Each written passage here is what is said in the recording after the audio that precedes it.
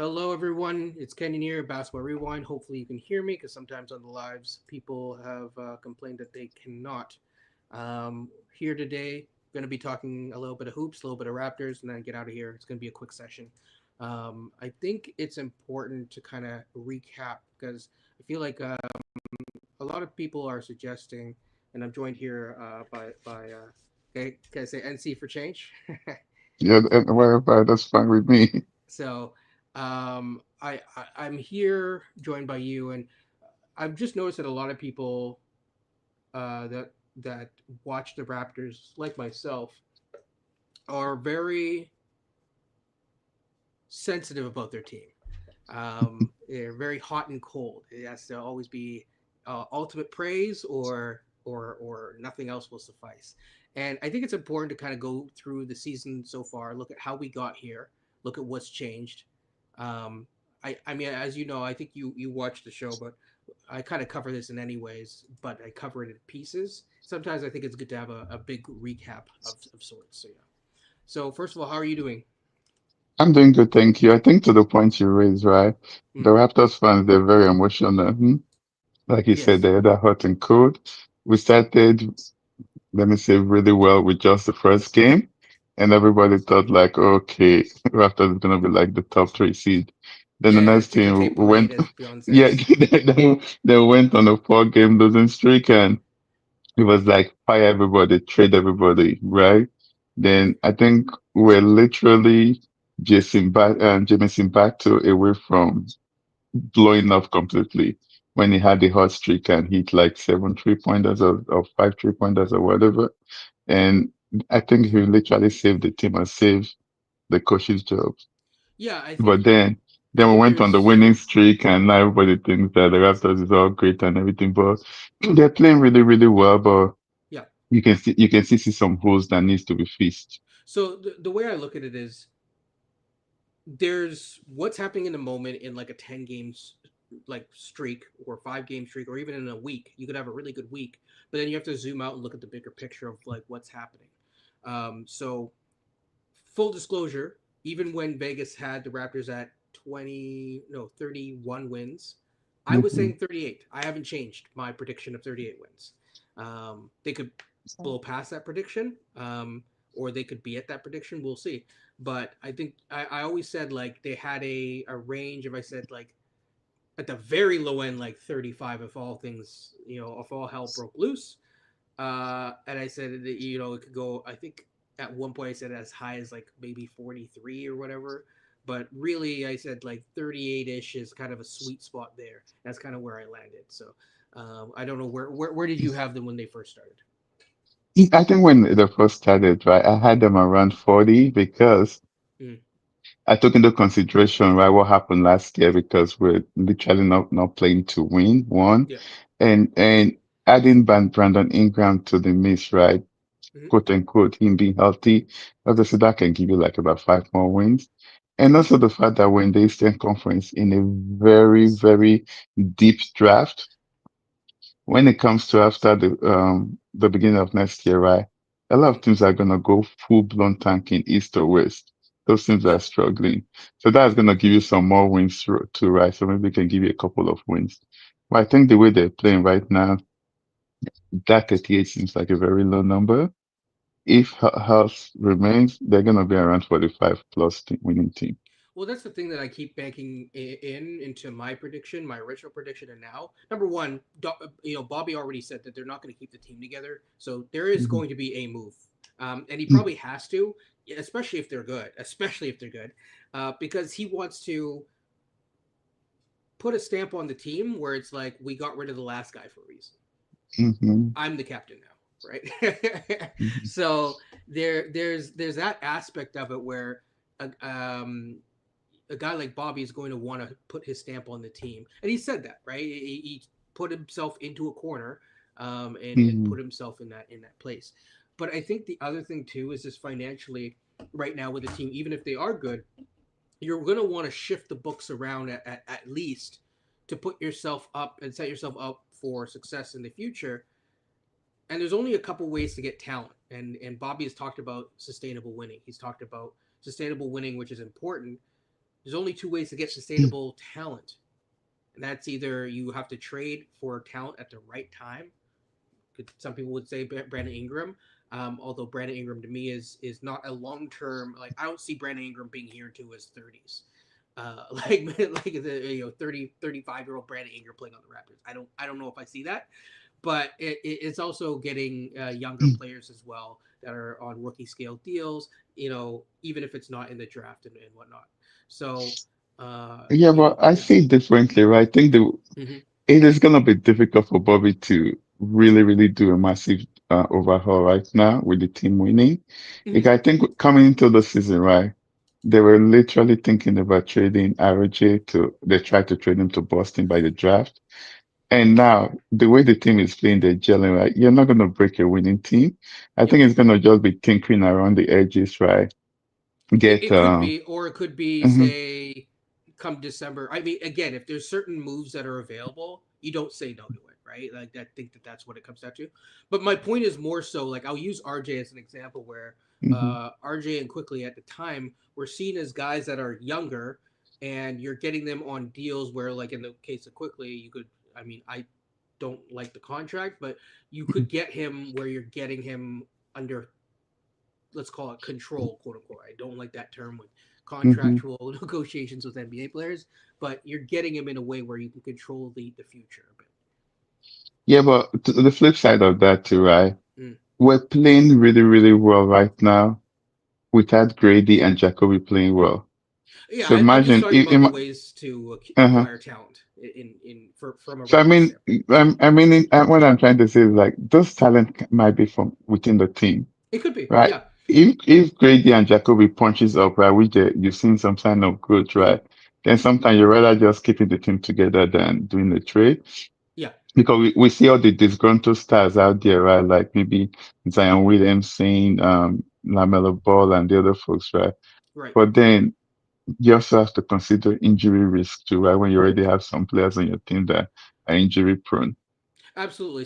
So I guess my point is more so how they acquire talent, right? At the end of the day, Hmm, Bobby hmm, talked about acquiring talent, and there's only my whole point is not to say this is the exact move that they should do, but there's only two ways to do it. It's either through the Yeah. draft, because in general, I know people. This is where this is where I get on Raptors fans, as I say you got to believe in your team and stuff like that, and not be like, oh, no one wants to come here because Hmm, a guy just came here. But I think what my point is that with the CBA, which most people don't take into account, it's really hard to build a team, even increasingly harder to build a team from scratch through that's free true. agency. And so Hmm, there's only two other ways. And my whole thing is there's when I say, getting long sustainable talent, I'm not necessarily saying get someone get a start. It could be hmm. as simple as I'll bring a player that everyone seems to it seems to be the hot button topic to talk about today is Dayron Sharp. I would get Yeah.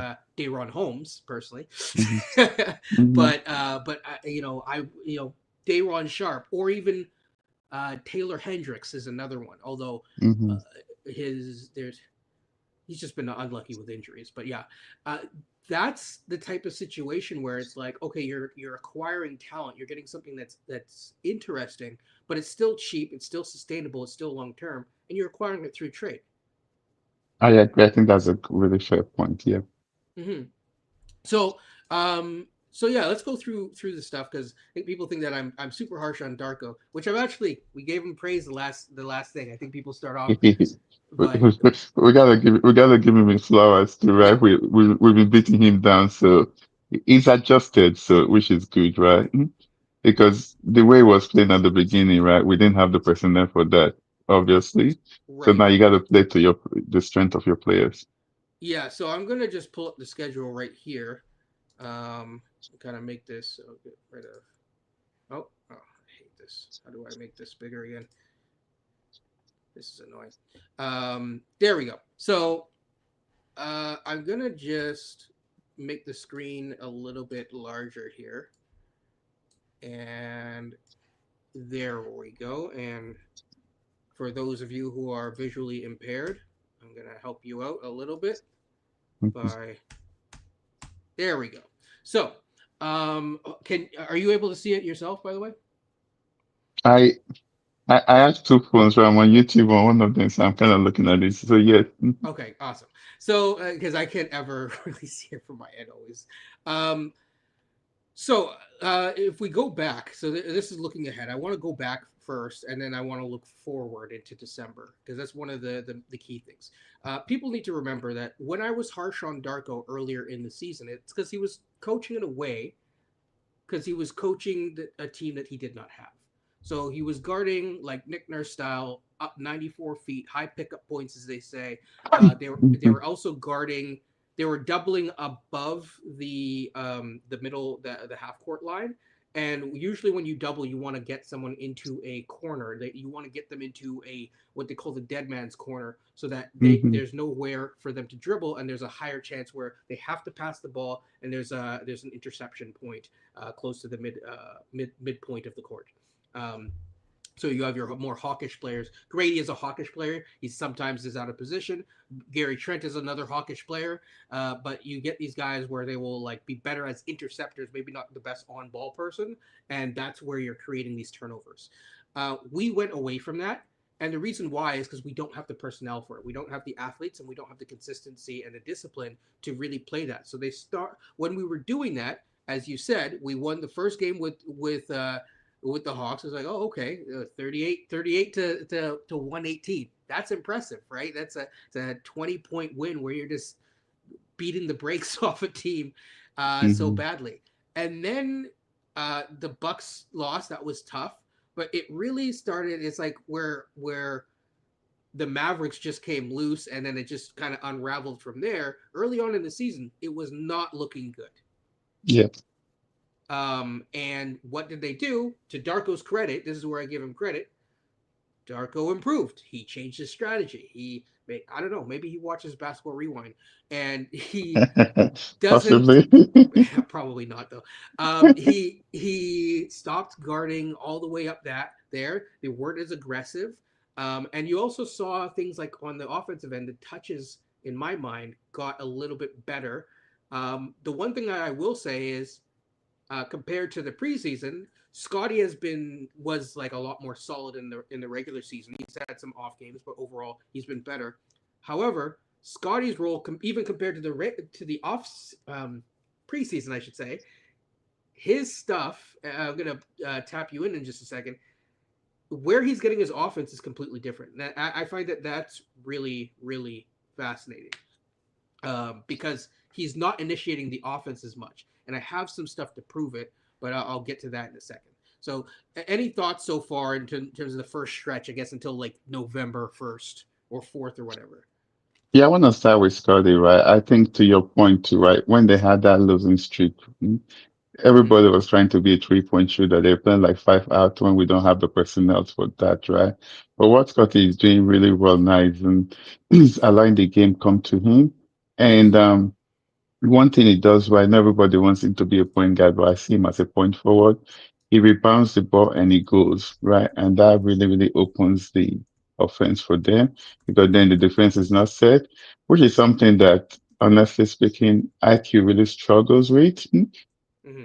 Yes. IQ rebounds the ball and he pounds the ball out of the court instead of like really passing the ball out. And in terms of and I agree with you, the first few games, right, they really adjusted. We don't have the personnel for that. When we had, if Jacoby can really score right now, right, but he can do well with the pressing and Mm-hmm. keeping his man in front of him. But IQ is not that at all. Like everybody blows by IQ, right? That's why IQ is like a point guard in a shooting guard in a point guard body. But I agree with you. He's Give credit basically to Fred Daco Van for Vliet, but like 2.0. yeah. G- g- g- With all give that the benefits and the flaws that come with it, but he can't defend like Fred he Van can Vliet. defend like Van Vliet, yeah, yeah. So give Daco credit. I think they really adjusted and honestly too, right? I know folks are saying that the schedule is easy, whatever, but you play the folks in front of you. Absolutely. When So the that's what season I was when gonna say is like, when the season started, I thought, okay, we're gonna be like 5-10 instead of 10-5 or 11-5 now. mhm. But we caught some breaks, right? With like Yeah, some players being hurt. But that's the nature like of the first Cavs game as an example, the and first half that's game, not a yeah. bad thing. If Hmm. you're going to be a good team, you have to pounce on the opportunities in front of you, as you said. Like, it doesn't matter whether it's like the Wizards or not. Like, you have to beat those teams. You have to Because prove even like yourself. 2 months down the line, you're not going to look at who you beat and how you beat them. You're going to look at the record. Yes. Look at OKC, right? The first 3 games they struggled. It was like double overtime in the overtime in the first 2 games. But now they're 16-1 or 17-1, right? But if they had lost some of those games, it likely would have affected some their confidence a little bit. They So right also now, had so many. I feel bad for them because they started off with like what it was it like 3 overtime games in a row. overtime is It was exactly, just yeah, that they exhausting to start the season, and now they exactly finally that won. they barely won. So right now with winning, right, Mm. brings confidence. Yes, it So now does. the Raptors, they're playing like they can beat anybody. Look at Detroit, right? They're playing with confidence too right now. When Kate Cunningham was hurt, right? The other guys, it was next man up. Everybody was still playing when they're still winning. So it changes the game from just being like a good team, but then from they're trying to be the system now, which is good. Yes. So that's the key thing. I also think just from a Scotty standpoint, I'll jump into it right now before we get to the end of the schedule.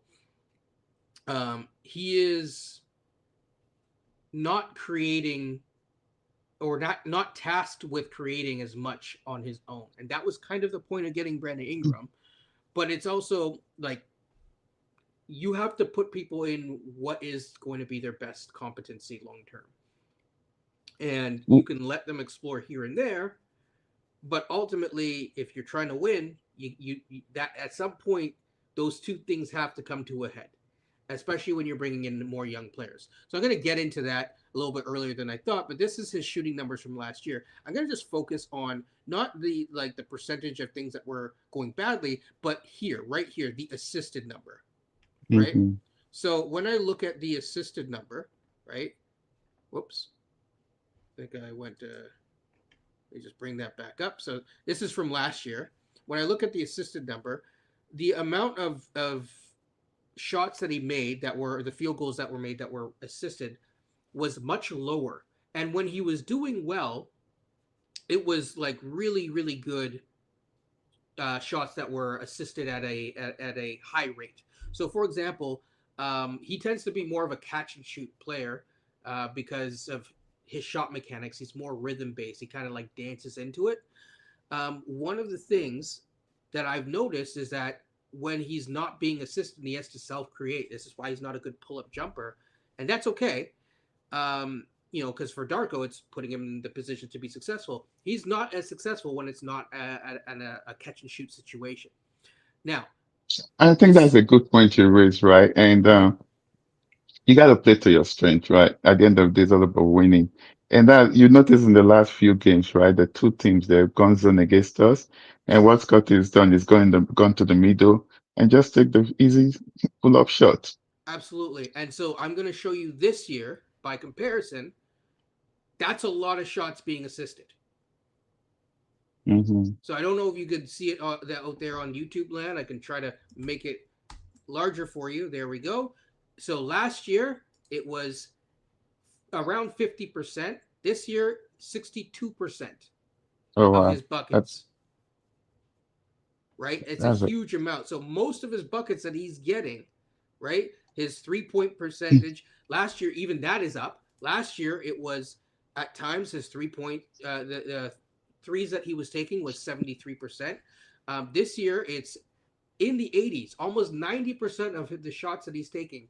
He's being spoon fed, which is a good thing, right? They're making the game easier for him. And I have a couple plays to actually look at that in a second. But yeah, the and like other you said, yeah, that's the reason why we brought Brandon Ingram too, right? Because Brandon Ingram can attract the double team and pass out of the double team easily. absolutely. And so yes, and I actually have a couple plays. We're going to get into that after going through the schedule. But you see also the percentage of dunks that he's getting, for example, right? I'm pretty sure I haven't looked at this. There should be a higher percentage with some of these types of shots. The hook shot, the jump shot. Let's see. Uh, there we go. So he's on dunks. He's shooting 100%. Last year he was missing dunks, right? Sorry, where is it? There we go. 85%. So this year he's going up stronger. He's getting closer to going into contact, and we see the differences there. I think this is a really key thing to look at. I know some people don't think that I go in depth or that whatever, but I do, and this is exactly why. Now it's not always going to be pretty because what I'm saying, because someone who is the ultimate Scotty warrior would say, well, no, he is perfect and anything that you say is wrong. No, what I'm saying is that they've simplified the game for him, which is a good thing, and he should have been simplifying the game all along. So that's my thing. But to be fair too, right? Hmm. Last year was like a trial period where they wanted him to make all the Absolutely. mistakes in the world, try and I, I then uh, still I still I'm going to counter that really quickly and say they could have done that in a way where it was better balanced to still not take away confidence. mm, I agree, right? But now we know what works for him, so which we Absolutely. can. Mhm. They could have also done it the year before, right? It shouldn't take you till year four. That's why there's questions, right? Is that in year four you The year shouldn't be before, figuring out I thought how to we're trying to win to a certain point before we blow up the team. that too. Last year we were Mhm. trying to win to a certain point. So then why are we talking about both experimenting? That's why I'm saying that the this is why I went back on Darko is that there are things that he has done. He is figuring out his roster, and I give him Mhm. credit for that. That deserves a ton of credit. But it took him a little bit longer than it really should to figure things out. And that's the critique is that he's improving. That is the praise, but the critique is that it's taken him a long time. A lot of people knew that Scotty, how long have I been saying that Scotty should be playing in this type of style? Some people are even more like Scotty should be a damn center. I've just said he should play inside out, right? Instead of, and even this year, as he's played more inside out, the games that he's been best are the games that he's been more of a driver, more of a cutter and stuff like that, more of a play finisher. Instead of, you have to put a guy in it. Like, I hear what you're saying, but Darko, as you always repeat this, what did Darko say? If you're working on this one thing, then you're good. If you're working on two things, you're working on three. If you're Yeah, working on yeah. too many things, you're out of the league. I'm gonna give Darko some grace here too, right? And I'm gonna call some of the players out too, right? Because you're dealing with professional athletes here that make millions, right? For sure. Sometimes they have to feel themselves before they realize that, okay, this ain't working for me. You see what's going on with Memphis now with Ja Morant and everything, right? So Well, I'm not saying that happened that's to karma for Dylan Brooks, by the way. yeah, exactly. So sometimes you have to sometimes it's like you have a team, right? You Hmm. keep or kids or whatever, you keep telling someone this is the right way to do things. They don't listen until they try it and they fail. So Yeah, but I, coaching is hard too. Coaching, like, it is hard. It it's not is like you hard. hire if you hire like a Popovich or a very experienced coach that can, sometimes a That younger coach, it's yeah. really hard to manipulate a young team. That's why I'm saying it should be a balance, right? Like in general, Yeah. Mhm. like what would be good is I'll use Grady as a good example, right? Okay, you know that Grady likes to trend towards a certain thing that you always say and that you're very critical of him. Hmm. I've been critical of him in that way too. However, what I would say is that you want to also give him to coax him into the things that he needs to do. Like Scotty, Hmm. okay, you like to take the threes, you like to do the pull up three with 19 seconds on the clock. Do two of these and then take one. That's and Balancing he's act, got right? and Darko has gotten better at that. Mhm. He's gotten better at knowing his personnel. Sorry, you were saying. Yeah, you agree. I agree with you. Like, it's a balancing act, right? Like, it's give and take. Mm-hmm.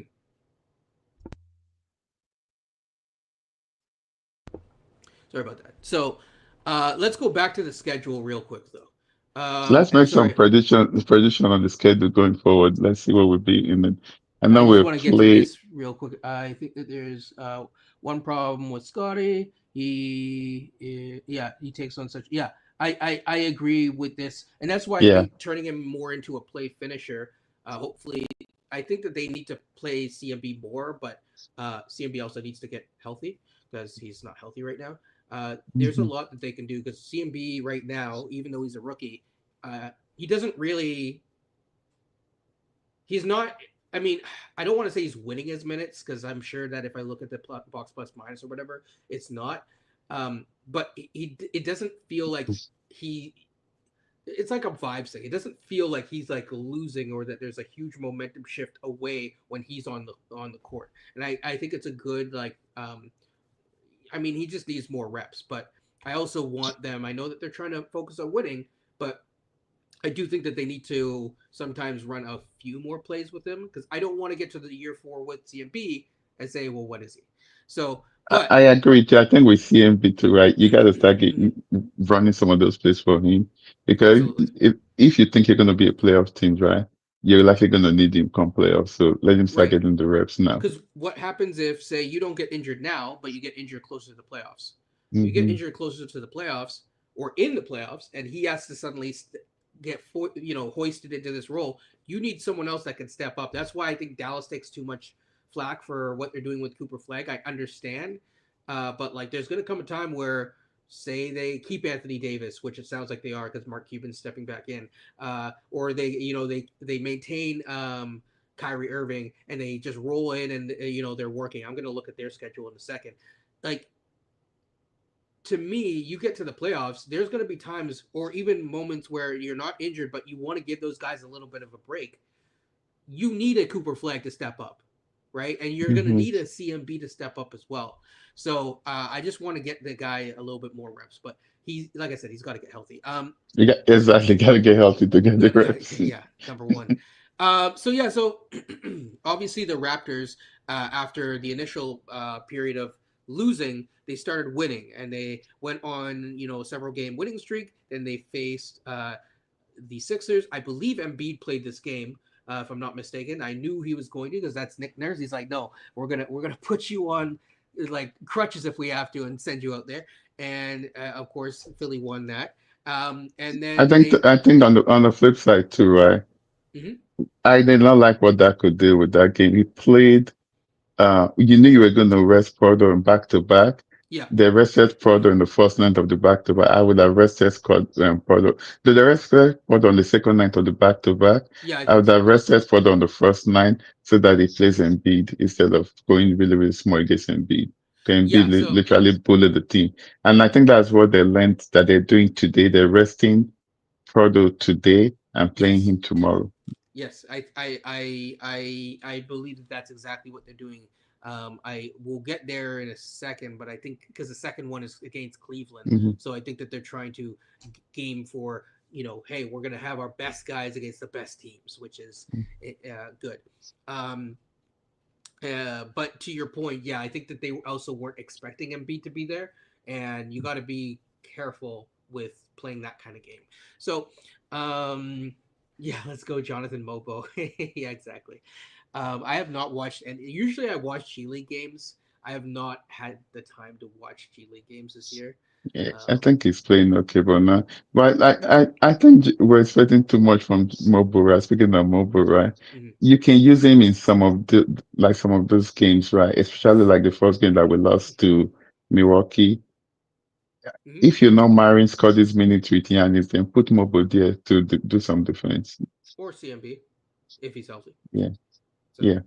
um, so yeah, so here's what I'll say, right? Like, is people wonder why I'm a little bit leery of this team. I'm a little bit cautiously optimistic of this team is because of the wins that they have. So obviously the Nets, their owner came out from the jump said we are going to get a pick. It's like Masai saying we're going to win in Toronto. We're going to get a pick again in the city. But they're gonna pick up all point guards again. Probably. I think like 10, they're gonna have 10 point guards when all is said and They'll done. probably get Darren Peterson. Funny enough, which is going to be interesting because Cam If Thomas. if they get the top two pick, if they get five, they'll pick the other guy Yes, from yes. Louisville. But yeah, so we'll see. But so yeah, like that win doesn't really impress me. The win against the Pacers, though it was a strong win, it didn't really impress me because it's like Pascal and the G League. The Pacers injury report. I think something to be on about this. He said it correctly. It's like Mash, right? Like like the show where it's like all hospital team. Trust me, I know fantasy is killing me right now. But it's just one of those things. And which, by the way, I just as a side note, I'm happy to see Matherin back healthy. He is my guy. He's one of my guys, and he's finally healthy. So as the Pacers are getting healthy, we're gonna face them soon again.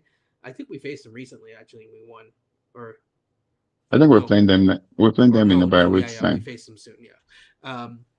But yeah, so I mean, I look at a team like the Pacers, and they just had like really bad injury luck. That's not great. The team, the games that we've won, which are good games, are games that, like in my opinion, have been a little bit too close. Like the Hornets game, a lot of Raptor fans came into this, you know, year saying we're so definitively better. If you watch that game was it went down to the wire, and it almost went into overtime. Honestly, if the refs actually called that last play as a foul, the fact that like you know there were certain losing of individuals on screens, uh, it was not a great win. Um, what I think the Raptors need, But to be fair, right? I think that's the first game back from a road trip, so sure, it's like a my trap game. my point, and it was a trap game, but my point is that what will I'm talking about what will change my mind is I want to uh uh, yeah, exactly. If they had a healthy Brandon Ingram or Brandon Miller, they may not have won. I want to see from a Raptors perspective what will make me truly believe and be like, oh yeah, like we're gonna win this year. You need a couple statement wins, and we haven't had like a punch statement win. Like I'm not talking about against the Hawks. I'm talking about like I'm thinking every single championship team. I'm not saying that we're gonna win the championship this year, but every single championship team typically has certain wins in the regular season where you're like, okay, things are now interesting. So I remember when we faced JV was still on the team, but this is 2019 championship team, and we faced the Warriors and we beat them, and it was like a solid win. It was like we had control of the game. That's what I want to see. But I think the Cleveland win, you can classify the Cleveland win as a statement win. Yeah, but didn't they not have Jarrett Allen? They had Jared Allen, they didn't only Darius Garland. Yeah, they had Okay, so everybody but Darius again, Garland. once Yeah. again, they're missing one. Like this, is what I'm saying is, yeah, you're right, Dad. So I want to see them right now. The Raptors are one of the healthiest teams in the league. That's a good thing. That has helped them, and that has helped propel them to what they are. I want to see them face other healthy teams, like right now, and also it gives you more feedback points to kind of evaluate the team, which is I think fair. So I think I think it depends on the goal, right? What you want to do, you want to beat all the teams that you can beat, then at least play 500 against the really well, I'm good talking about teams. the goal of people saying I'm way too out on the team, even though I have them at 38 wins, acting like I have them like literally like as the worst team in the league. So my whole point is like for me to raise from that 38 wins to like say like people are saying they could win 50 wins. If they're gonna win 50 wins, they need a couple. You know, like you need to keep the ball rolling, or you need to Tanya Harding the rest of the NBA and hope no one catches on that you're like bashing people's knees up. But I think if you look at the schedule, they're gonna get a lot of wins before it gets to the really tough times. So then they can go 500. So I agree. if they remain healthy, they're gonna get close to that number. 50 wins. Yes. We'll see. We will see. It's a long season, like I said. So Mhm. my whole point is, we look into the schedule. They're 11-5 right now. I think that that's really good. They've taken care of business, which is good. Again, giving them props. However, let's look at the game ahead now. I think the schedule gets a little tighter. I can see them going 6-8 ish in the next in the next month, which is still puts them at a good record. But let's go through it. So the Nets and the Cavs and the Pacers and the Hornets and the Knicks. That's how you end November. I think I, the Nets are going to be a win. Pacers probably going to be a win because they're still finding their stride. And I think the Hornets get their get back. Do you have them winning against the Cavs? Mm, we're playing at home. I think they're gonna win one up between the Knicks and and Cleveland. You think that they're going to get the one against Cleveland? Okay. Between the Knicks or Cleveland, they'll get one. Yes. Now the Knicks are a little bit busted right now with OG, but I mean he has some time to heal, so we'll see if he's Mhm. ready by then. Typical. If they lose Cleveland or get the Knicks, right, they might in the we're talking about the next 5 games, right? Yeah. They're likely gonna go 3-2 or 4-1. It's a back to back. So the real question is because you have two big teams, is Pirtle going to rest here or is he going to rest here? But between the West Porto against the that's a tough one. Right, because you have Kalkbrenner and all the other people that are on that the Hornets team versus Cat. And by the way, he can't guard Cat, but yeah, West Porto against the Cavs. Against Hornets. and Charlotte, yeah. Yeah. So fair enough. And again, as Daniel pointed out, now Allen is unlikely to play tomorrow. So think so. That I think if they win against the Knicks and they win decisively, and it's like as I said, you need statement games, not from an individual player, but from like a team at large. Then I'm like, okay, I'm intrigued, right? Um, Portland. So now we're into December. So you have Portland, Lakers. Do you have win against Portland? Portland's actually been pretty good. I predicted them to be good It's a this year. very good team. They're a really good team on the gas size. They're big with first of all with Klingon, who just had a 17 and 21 game, by the Hmm. way. I don't think we have anyone on our team that's 7-3, but yeah. So is it harsh if I say that if they lose? Am I being too harsh on the Raptors? I think it's going to be a close game. Okay, so you're saying it's a toss up. Okay, It's a jumbo. so which is fine. And I agree it's going to be a close game, so we'll see. But I can see them. You're not definitively saying a full win. You're saying a push. Okay, Lakers. Do they beat the Lakers? No. Okay, thank you. Um, I mean, they have Luca, a healthy Luca. They're rolling. Plus, LeBron just got back. I don't see it. Yeah, they have too many shifty guards for Raptors to defend. Charlie with Yes, quickly. You yes. They have also have yeah. Marcus Smart, who's been good when in his minutes. Jake Laravia has been good in his minutes. It's a tough, and it's a bigger team, and Aiton as well, who has been Hmm. much better than people were clowning him. He's been good this season, actually. They got somebody that they got love threat player. Yes. If we look at Then you play the Hornets again, so let's say another toss up. The Celtics are going to be interesting. Do you see us beating the Celtics? The Celtics are yes. really well coached. However, the They're Celtics are they're, not they're in not their they're prime. not well coached. They're not well coached. Heck no. You don't think They Brad Stevens isn't still in the back there? they're not well coached. They can beat you by 20 or lose by 20. They're your jack of three. They're not. Okay, fair enough. They're not well coached. My best friend is from Boston and he hates the team and the coach. Fair enough. Do you think Boston gets one of these games coming up in I think December? we can get both from Boston. Okay, so you have them beating both. Okay, I'm not keeping track of the schedule. Just keep. Because all you need to The hold, you just focus on Jalen Brown. Yeah, I think that they'll beat the Bucks. Giannis Yeah, isn't healthy with there. Giannis.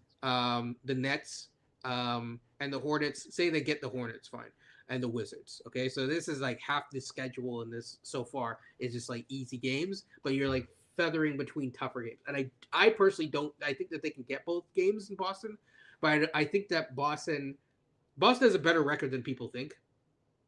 The other day I looked, they were like 6-7. I'm sure it's different now, but they're not like just rolling over like people thought.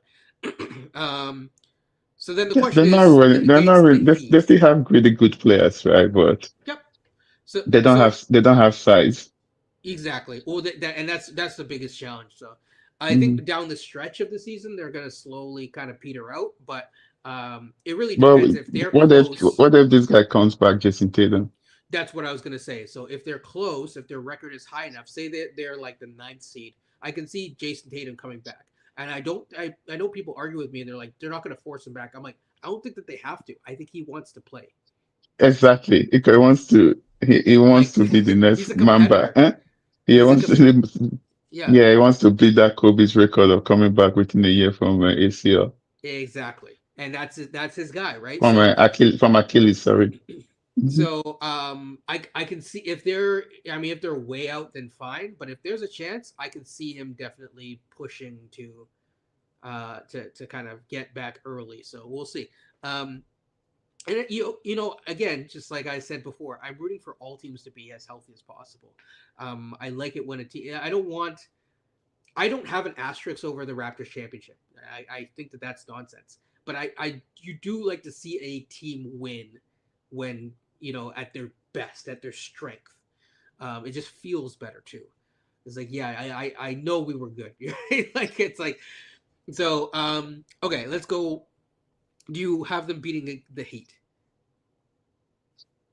The Bam Heat is is a out right very. now. I don't know if he's going to be out then, but Khalil Ware has Is it? been playing well. I think the Heat is a very dangerous team, and they're very, very well coached. If you want to talk about coaching, that's the Heat, not Boston. They're Chris Quinn's my very, guy. they're very well coached. Yes. So I think this is at best a trap game, as they say. You know, Um, Miami, they can jank it up for you. They can just play zone 48 minutes.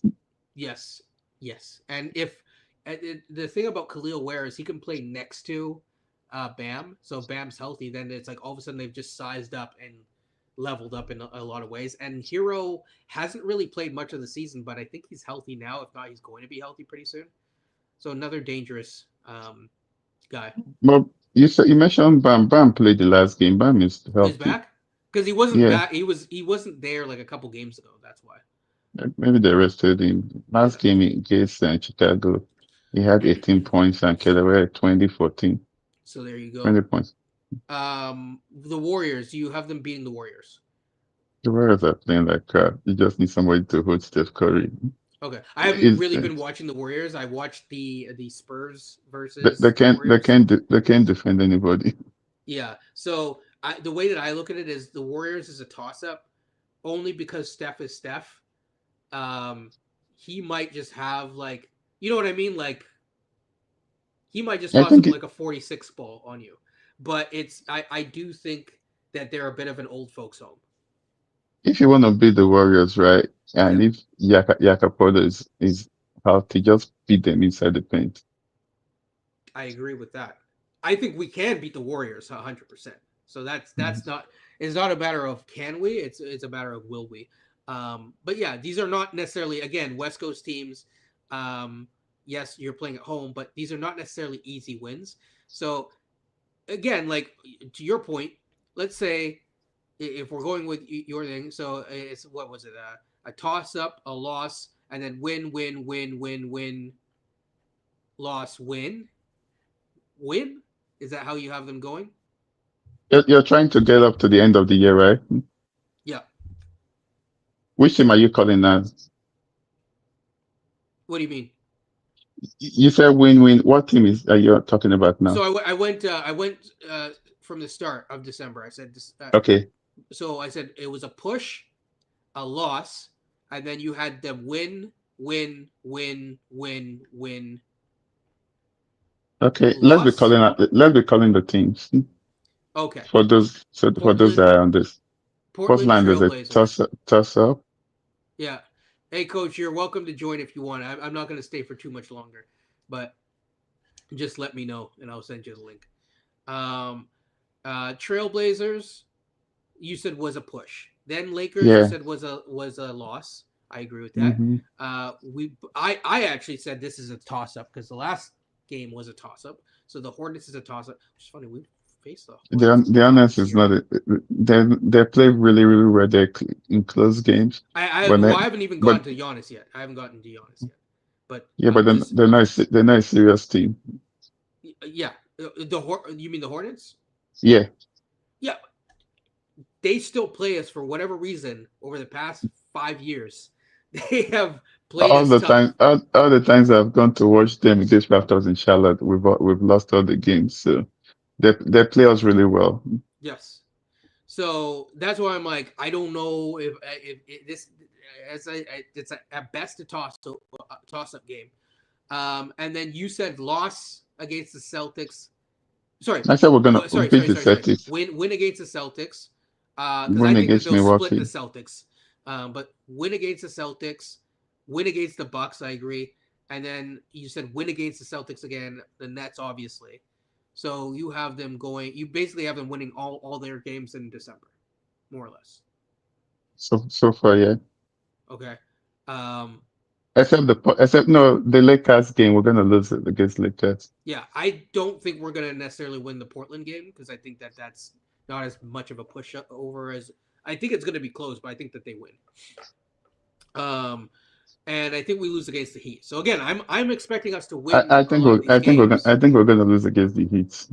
Yeah, but I expect us to win a lot of these games. But still, the Warriors, you say that they're trash. So we're gonna call the Warriors trash here. That's what NC for Change said, not me. And it's a Sunday game at 3:30 p.m. in Toronto. Is this Sunday? With, yeah, 3:30 p.m. in Toronto with the Saturday Night Live. True. But they're getting old, so they might tuck in early. So you never know. They might go out and have Toronto fun. So So then you play the Magic. So you would say that the Magic are bad or good, or do you think that we can beat the Magic? the Magic is a very tough team to play. So Okay, so we're beating and the Magic. I I doubt it. In Toronto, possibly. So you have us almost going 100% of our games in this month. Is I that think we'll correct? go 70%. Okay, well then, which games are we losing here? We're losing to Denver. We're losing to Miami. See, I think it's like I said 6-7 or 6-8 or whatever, but there's not even that many games. I think that in this month, I see us losing at least 3 games. Um, There are 12 games in December. there's I 12 think games. we're likely gonna So go say you go like eight, 8-4. 8 and 4. Yeah, 8 and Yeah. 4 is what I. So I'm gonna tell you what games I think that they will lose. I think one of these 2 games will definitely be a loss. I think you might lose 2 there. Um, I think one of the games here, that's another loss. That's 3, and then the Heat. And then I think that I'm gonna actually go one less. I'm gonna go instead of 8-4. I think it's 7 and 5. yeah. It's more. I think I'm looking at 7 and 5. Because I don't know. I'm pretty sure that the Denver Nuggets are rolling right now. They got beat by Sacramento last night. Well, I mean, we got beat by Sacramento a couple times. And Sacramento's a weird team, man. Yeah. It just really depends on like the day, the time of day. But overall, the Nuggets are. If I look at the standings, look at the Western Conference, they're the second They're best number team 2. Yeah. in their conference. And they've been 8-2 in their last streak. And they've beaten most teams in their conference. So I think it's safe to say that the Nuggets are going to be pretty solid. Now, the real question is, and this is where I'm trying to get to, is that I don't think we have our statement win until later on in January. I don't even know if it is in January. It might be later. So if we beat Lakers, is that a statement win? Oh, that's definitely a statement win. But the reason why is I'm looking at one team in particular that all people were dunking on, and I think that they're not really quite the pushover. Detroit. Yes. I think that Detroit is if they beat Detroit, then it's an interesting thing because everyone seems to be obsessed with Detroit and obsessed with Cade Cunningham. I don't know why. I think we should mind our own business and take care of our own stuff. But We're not playing Detroit until February, right? that's why I'm saying it's a long ways away. It's a long ways away actually. I If they think beat the Thunder, I'll tell you what. I'll they tell you what. already have an idea how the season is going It, already. So oh, for and sure. that's If the game before the All-Star break. So, I'll tell so you what. If they beat the Thunder, we'll go for the championship. when are we playing the Thunder? It's in February and January, I think. But yeah, it's working out to be a strange schedule, but yeah. Um, it's a really good schedule for us, to be honest. yep. So we'll see what happens. But again, I just said, yeah, like I'm with Daniel here.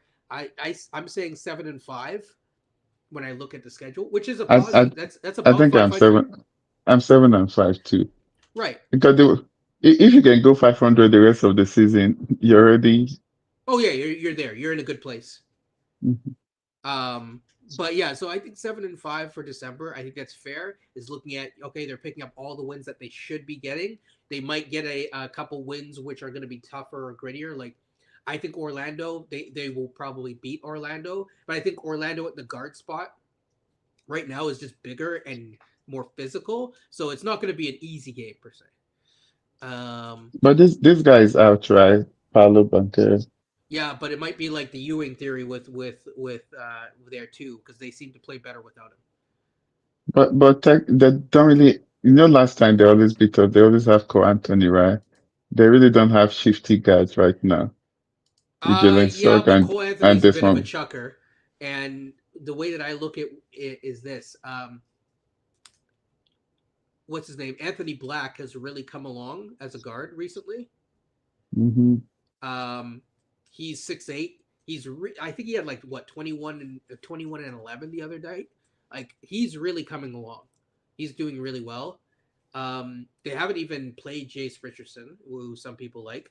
And Suggs is healthy, and when Suggs is healthy, he's basically an all defensive, all NBA level guy or bordering on that. It just health is always going to be the tough Hmm. thing.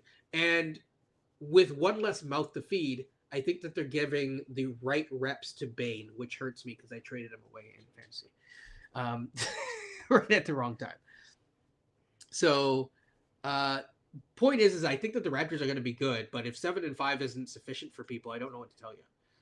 No, that's good, right? 7-5. Like you're not gonna win it all. Yes. So here's a play. We talked about Brandon Ingram, doing his thing.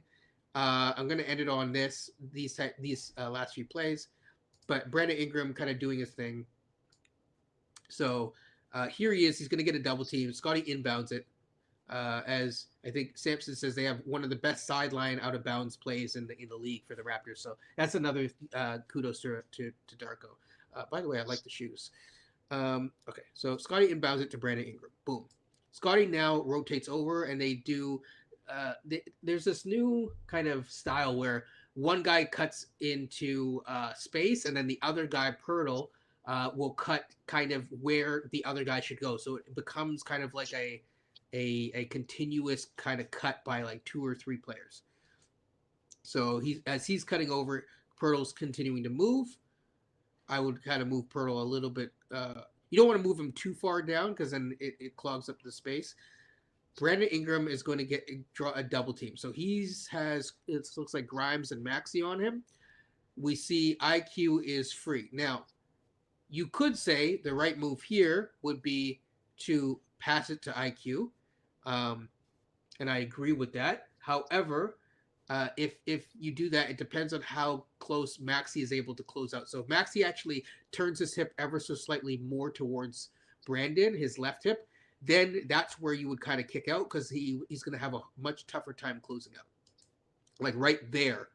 However, what Philly does is that they're now moving over number 12, which I think is Watford, um, over to basically guard against that pass. So you can kind of see how the offense and the defense is moving in tandem in a delicate dance. So this is like it's a good pass to see, but there's a window that's closing.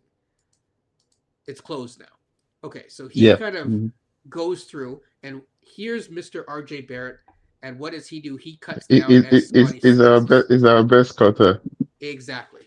And I think that RJ gets a lot of flack. He's not my favorite player, but he is a player that I think he does certain things really well consistently. And I believe I'd have to look at it. I think he's finishing at a higher level. His free throws have been better at least this year. My other guy right here, VJ Edgecombe, is guarding for it, but he's not looking. So again, if we go back a second, VJ is not looking at at the RJ. cutter. at RJ exactly. And Drummond is being pulled away from the play to open up the driving lane here, and we're gonna see what happens right there. Boom, open lane, Drummond. And here's the thing: is that RJ now has two decisions. He can either go for it or he can dump off to Perkle.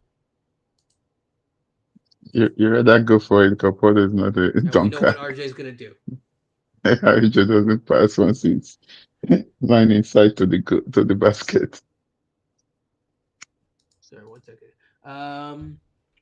Let's see. Listen to the RR pod. Yes, yeah, I'm going to. It's actually queued up, but I haven't listened to it yet.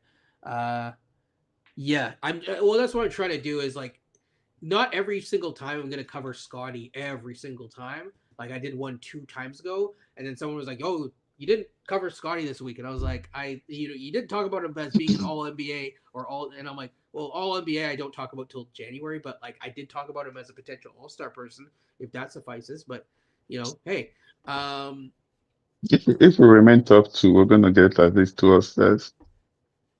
if you're top two. If you're not though, like just Raptors being Hmm. Raptors.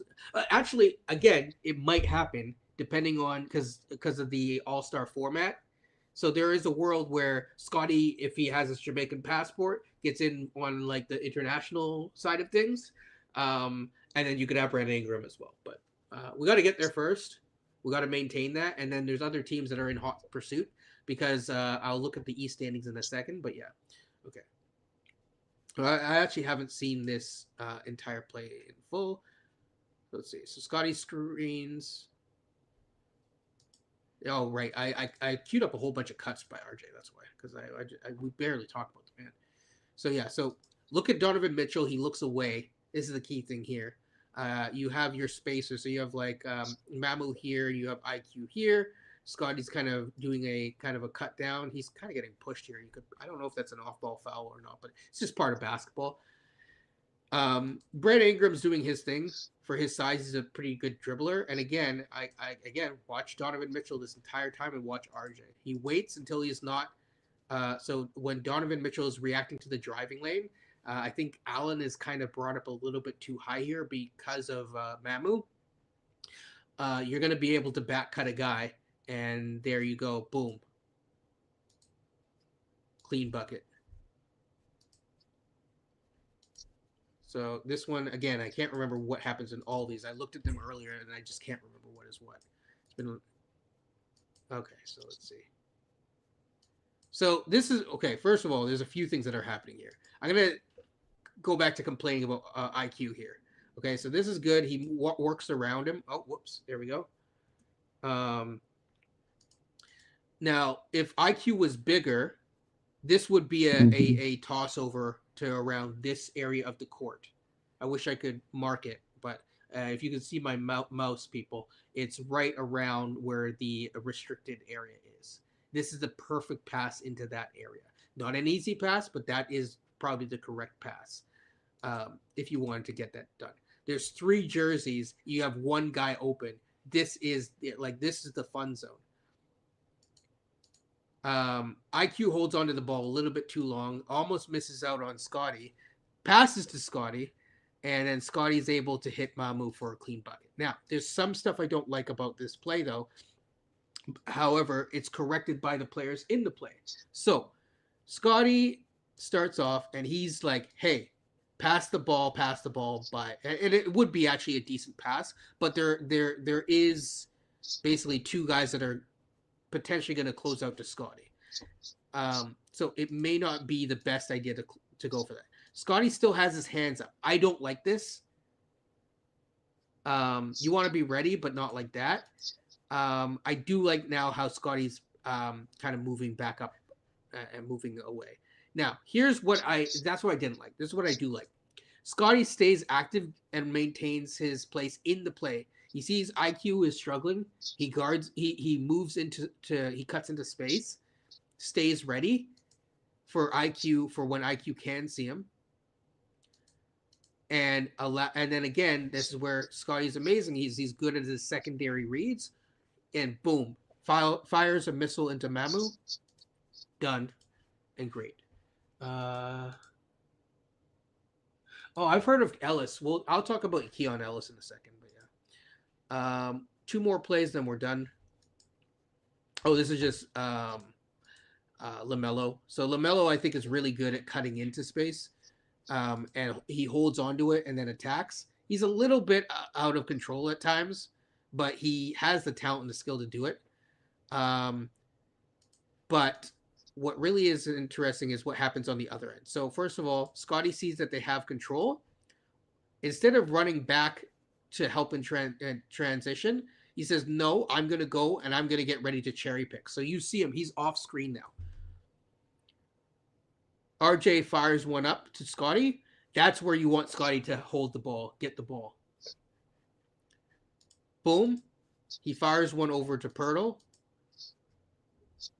RJ kind of, I think that's RJ, tiptoes out of the lane, and boom, easy pass, great transition, getting out there early, yeah. Okay, one final thing. Defensively, we struggle at guarding in space sometimes. So you have a guy like Mhm. Pirtle. I don't like this. I know you're gonna have guys get caught out on an island, but I really don't like this, and this is what they have to kind of get away from is scram switching this guy out at some point earlier in the shot clock. This is 7 seconds left, so there's a lot that has happened. This is not a fun zone for the Raptors because he does not have the foot speed to go and cover that. And then you have Scotty's covering for basically two players, but he's really covering for Khan. And then you have way too many black jerseys covering one green jersey. Open look, cash money. Okay, I think that is good for that. So let's go into Ellis before we get out of here. Thank you for giving me your time, by the way. Your thoughts on Keon Ellis? Because I've heard him as a name as well. They're not playing. If it's for Oshai, I'll do it. But we're already kind of clogged in the shooting guard position. Yeah, Then whose minutes are you gonna cut? I'd rather trade. I'm trading Oshai. I'd rather get a backup big. that's what I'm looking at. Is to me, I think that we're a little bit clogged, and he doesn't really offer what you want in terms of like and as he said he's an unrestricted versus Ochai who's a restricted free agent.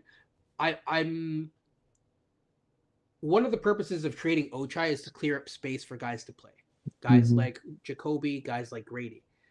So if you're going to do that to trade him for a guy like the money doesn't work in this case, but say you traded him for like Malik Monk who has been another guy that people have talked about. Where's Malik Monk playing? Like Malik Monk is Some. going to take up space in the starting lineup or something like that, and then you're going to shift guys further out of position. Also, too many Kentucky guards. Too many of the wrong Kentucky guards. So yeah. So I like him as a player. He plays defense. He clogs up things, but I like. Is there things that he does that like say Ochai? Sorry, that Jacoby couldn't do in like a year. To your As, point, I'd rather look for something else. You were saying, yeah, rather just continue to develop Jacoby and Grady Dick. mm-hmm. They're still young and just find a backup big right now. Yes. Do you have any names that you would want to throw out? Um, And when you say a big, you specifically mean a center, right? Center, yeah, yeah. Not just a you know I power don't mind. forward. I'll bring Koloko back and see what he does. I can't, do we still have a free spot because of Chomchi? We have Because we waived what's his someone, name? right? We wait someone, then we signed Oh, in this Julian guy, Reese. Julian Reese. Julian Okay. Reese. If Yeah. we didn't have Julian Reese, I'd say go sign Koloko. We'll see. I mean, it's how was he on the Lakers? I mean, I felt like he was okay. I didn't really. But it was just okay. Yeah, we don't really. We just need a big body there, True. somebody that can at least block or something, Yeah, and I somebody mean, that can. But it's not a good. It's never been a good rebounder. So No, Just need somebody that can protect the pen to a certain extent. for how big he is, I mean, like you said, he's not a good rebounder. He was good because he was quick on his feet.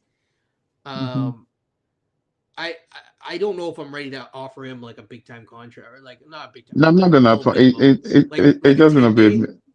Yeah, something like that. That if he doesn't Sure, pan that, I waive him. sure. I think because we have a free roster spot, so sure that works. I would look at like Dayron Holmes. Um, They're not is one gonna guy. trade him. They might not, but they could. I'm just tossing out names here, because I'm because again, like just adding a guy when you're trying to. Part of the thing is we are over the cap. Hmm. They're gonna want to trade Ochai. Ochai is kind of like right now the odd man out. So How much does Darren Hall make? I think he makes less than Ochai, but Is he a really big man? The power forward 6'9". he's 6'10", but 3.8 million. Yeah, then Denver will not do it right because then they're taking more salary. Depends. They're trying to win. And they get off the salary. I don't know. I don't know who else is on there. It wouldn't just be him. Obviously, it'd have to be him and But someone else. that would be a good trade for Denver too because they need shooters with them. I think Osha would do really well with them because Yep. with he's just gonna be catch and shoot. Yep. So it's not out of the realm of possibility that they would consider doing a deal like that. I'm looking at their stuff right now. Like they have other guys like Jalen Pickett. Maybe I don't know who the heck that is even. Um, you know what I mean? Like maybe they toss him and thing in. They also cleaned up their books a bit so they can afford to kind of they have more room to maneuver. Not the most amount of room, but they have more room to maneuver because of the Michael Porter Jr. Deal. Hmm. And Um, their homes has not really played this year. yeah, the Clippers. What How are are the the Clip? Clippers for Brooke Lopez? Okay, here's my thoughts on like this type of thing. I don't necessarily think we should be going for a veteran big. I think we should be going for someone who's cheaper, who's going to be under, ideally, a rookie scale for longer. So I don't want a guy that's like 37. I agree. That's just me. That's just me. Um, Sorry, I'm just pulling up their payroll here. uh, to see who's on the books for the Clippers. The Clippers are interesting because of multiple reasons. This is kind of karma, because this is kind of karma a little bit for the tree planting stuff. But Would you trade 2026 first round pick no, top lottery protected for Derek Lively? uh, Lively maybe is what I will say. It's a maybe. But the Lottery problem with protected. Lively is he's been largely injured, Hmm. and he had a recent growth spurt again, and I just worry about his knees. I Hmm. really worry about his knees. Like if I'm trading a 2026 pick, I have to be getting a prospect back. I can't be getting like Brooke Lopez. I can't even be getting like LaMelo Ball or whatever, which I know some people don't like or whatever. I'm leading towards it, but I'm more so neutral, mainly because it would, if you're getting off Quickly's contract as an example. I mean, I'm going check check check, yes. um because you're not gonna, there's only so many ways that you can add talent. But um yeah, that's actually a tough one. I don't really see anyone on the Clippers. Like Brooke Lopez makes $8 million, so you're trading two guys to get Brooke Lopez to like lower your salary amount. Do you really want Brooke Lopez? And if you need big body, right, Capote is always injured. You can just, cause the next year is expiring is team option. There's one other option on the Clippers, but it's a much bigger trade that would, it would just mean something like you're collecting a bunch of stuff. That's why I don't know. I'm not here to do fanspo here, people, but um, John Collins as a backup is interesting, but he makes $26 million. I don't want John Collins. Okay. If he made like $10 million, I'd say yeah. But like the problem is getting there as a trade. I'm already looking, and it's just like, yeah, it's not great. Um, it's tough to get backup bigs, and the problem is that most of the guys that are on the buyout market or whatever are guys that are like whatever. So Who are the available bigs there that is there no big out there that free agents? uh, You just need big body. You don't need. Let me see. I don't know, like Precious Achua just got signed. Like, you know what I mean? Like it's like we're scraping the bottom of the barrel. Where's the Andre Jordan? He's on a team actually right now. He's What Derek about Queen's mentor right now. Cody Williams? Cody Williams, you mean from the Jazz? No, sorry, DeAndre Jordan. So I'll give you a center who would be interesting, but it really depends. But for this year, it's interesting. Robert Williams, The one in Portland. Portland. Yeah, Are the they gonna guy from originally from Boston. are they gonna trade him? He's an expiring. So there's a framework that you can get there, and if you're trying to quote unquote go for it with a with lower risk, I could see that. Yeah, that makes a lot more sense than like, otherwise. Okay, okay, go get Tristan Thompson. Just kidding. Like right now, I mean Taj Gibson or like Tristan Thompson is what you're looking at. Which no thanks, I'm good. Taj Gibson's 40 years old. DeAndre Jordan, even that suggestion, he's 37. There's not a lot of good center options right now. I guess James Wiseman is technically available. I'm good. And I'll play Mobo instead. Is Bol available? like this is what I mean, right? Like signing a guy to try to the way that I look at the Raptors, I don't want a band-aid solution if they're going to make a deal. I would rather them trade for a for a second rounder with like Ochai or whatever, and get some other like whatever you're getting, and add that to what we have, and then answer the big in the draft. Right? I don't want to. I want long-term solutions. I don't want to sign the next Khem Birch where okay, he's solid, but his knees are hurting. 2026 first for Yves Missi. Oh, is Yves Missi coming with a 2026 first? I don't think that they would do that, but I would do that, of course. But they can't trade. They don't have to get 26 first now. I thought they had one left. I thought they traded it to. Like I know that they traded their own, but I thought that they have another one.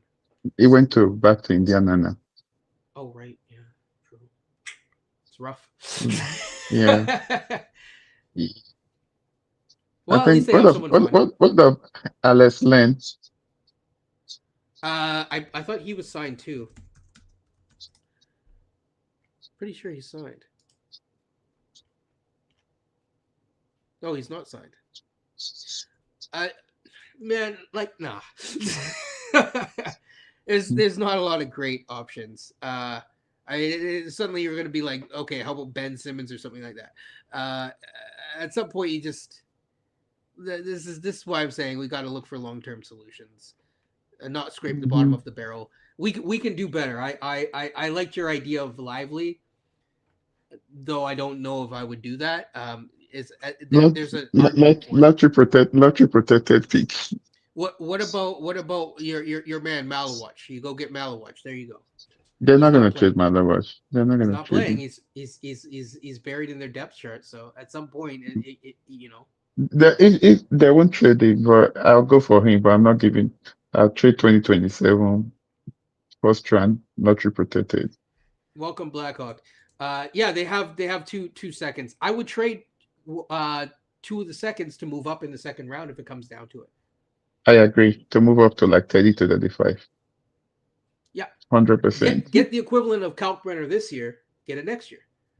Yeah, they got a few big men that the one from Kentucky and some late bloomers in this coming draft. Yeah, so that's what I would do. Is I would start moving into like moving up in this draft so that you aren't you have more control over your picks that you do have. Let's see. I'm gonna answer just a few of these questions and we'll get out of here. Again, thank you for sticking around. I so far. Okay, let's see. Only Mhm. band aid solution is one uh simple fact that they are probably not. Yeah, I agree. I agree.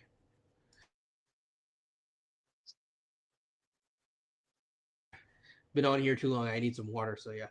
Um, I think we should try Julian Reeves before we make any decision. At least for the game today that Porto is not playing, bring him to come be the big body or something.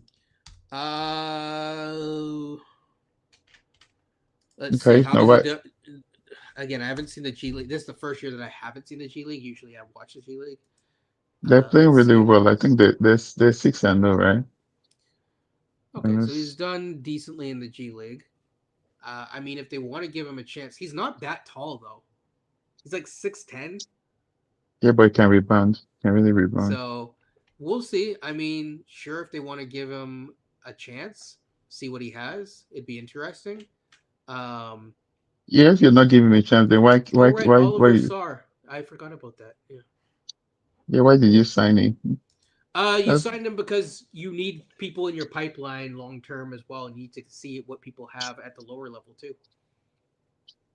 He's not even 6'10". Sorry, I was 6'9", 230. how how's he doing in the These G guys, League?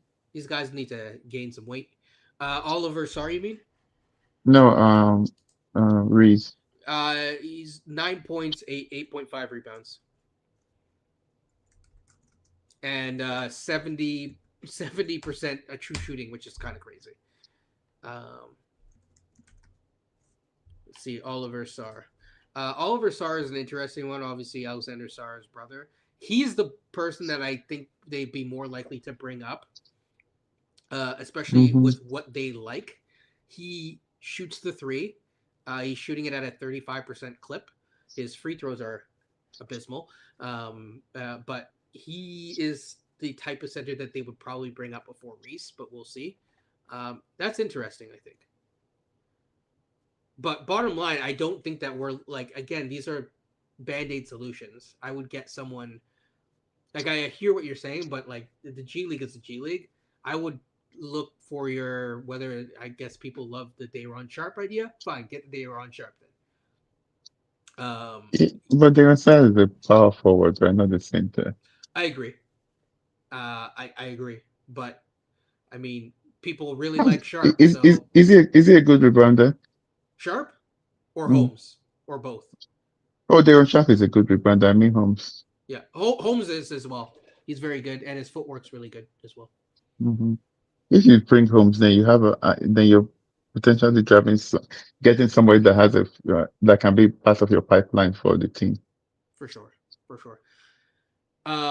So yeah, I think it's you're looking at long term. Sharp is a 2 year deal. Is are you talking about Oh, you're talking about Dayron Sharp. Yeah, yeah, they re-signed him to a 2 year deal. Hey, it's better than Mamu where you gave another dude a player option.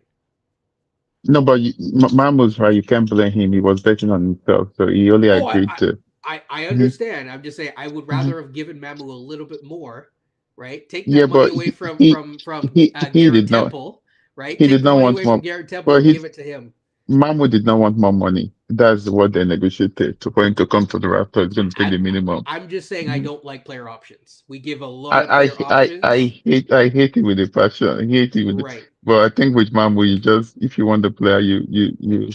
Like for example, if they want to re-sign Mamu, they have to now clean up their books to go re-sign Mamu for next year. I don't blame Mahmoud. Let him get paid, I'm please. not mad at Mamu, but I'm just Uh-huh. saying like for them to clean up their books and if they want to keep Mamu, Mhm. You know, you got to find a way to do it. I, So I yeah, think Darren Sharp would be a good one, right? Because the Brooklyn Nets are likely gonna they're tanking, right? So they're gonna get rid of salaries eventually. absolutely. Holmes is the other one. Danny Wolf, I actually don't mind Danny Wolf, but it depends on what you're kind of looking for. But I don't see them trading him. So yeah.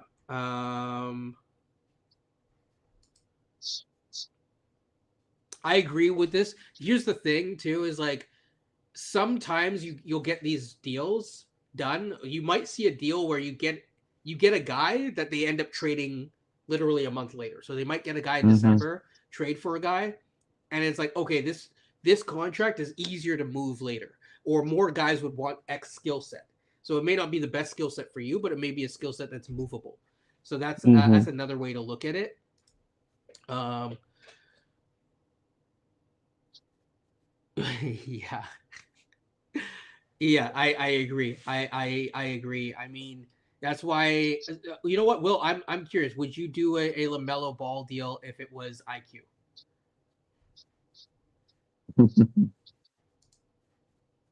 Well, I don't know about the grooming part, Blackhawk, but I agree with this. I get the sentiment. I'm just teasing you. I do wonder if they, yeah, yes, yeah, yeah. This is exactly so. I'll just get your thoughts on this, Abby. I didn't realize I was going to go for almost an hour and a half. Jeez. Um, I'm but I'm looking at soccer on this side. My team Arsenal is winning. But who's your go ahead. who is your team? Arsenal Premier League. Okay, my friend's team is the Spurs. And they're beating the Spurs 3-0. Continue. Oh, rough. Okay, I'll tell him. I'll let him know. I think Beyond's also a Spurs fan. Shout out to Tottenham. I have no dog in the race, people. So don't get mad at me. Yeah. Um, yeah. So yeah, I this is what I was getting at is, um, Charlotte's pick is top eight protected. Interesting. Um, so if you look at Denver, how they did the Porter deal, you could see them making say it is an RJ deal as an example, just as an example, where they trade it for a guy that's more movable down the road. There's a lot of things that could happen where they're trading someone for someone else. It could be an IQ, it could be whatever for someone else who's a little bit more movable down the road. But it all depends on if they're winning or not. Winning solves everything. Winning makes it easier. Hmm. And also, like I said, winning makes it more likely that Bobby is going to make a move to put his stamp on the team, whether that I be a agree. minor move or a bigger move. Uh, RJ for Aldama. How much is I know Aldama recently re-signed. How much is he making? I'm not trading ROG. I don't know what folks are saying. I'm just kind of curious. Hold on. I'm not touching ROG. Uh, makes 18 million. I don't think it's an easy, clean fit to trade for Aldama. So if that's what you were gonna do, If we're thinking of playoffs, you need a player that because consistently attack the ring. you And know who would be only nice, actually, Denny Advia, but they're not gonna trade him. Portland. He's been really solid. But yeah, Sandy Aldama makes about 18.4 million, and RJ makes a little bit too much to make it like an easy, clean thing. Um, there you go. RJ's number one fan and agent right there. Hope you get your 5%, coach.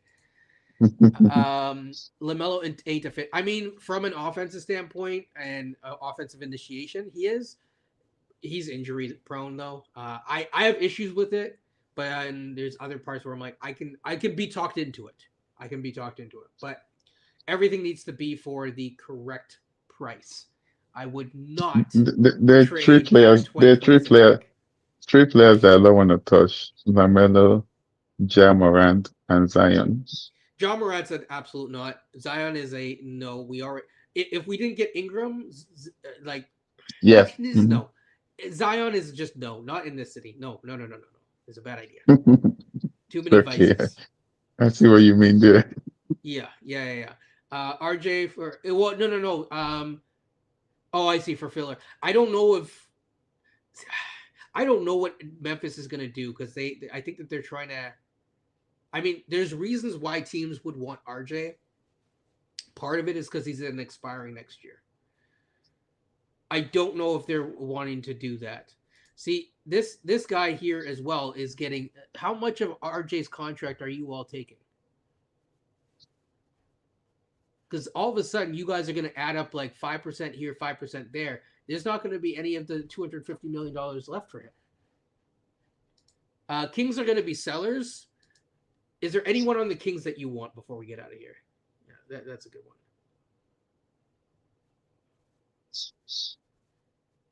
Not really, no. Okay, that was a very long pause. I'm just trying to run through the whole team. Not really. The only person that I would remotely be interested in is Keegan Murray, maybe.